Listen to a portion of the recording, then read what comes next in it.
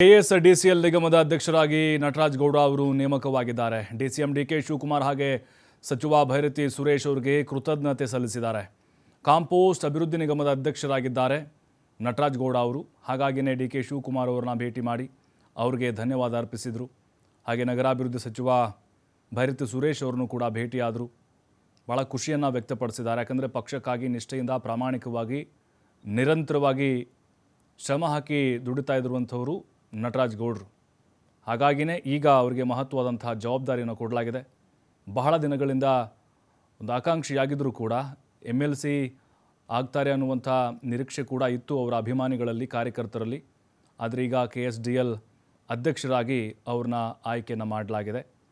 ಇನ್ನೂ ಕಾಂಗ್ರೆಸ್ನ ಅವರ ಹಿತೈಷಿಗಳು ಜೊತೆಗೆ ಅವರ ಕುಟುಂಬಸ್ಥರು ಎಲ್ಲರೂ ಕೂಡ ಈಗ ಖುಷಿಯನ್ನು ವ್ಯಕ್ತಪಡಿಸ್ತಾ ಇದ್ದಾರೆ.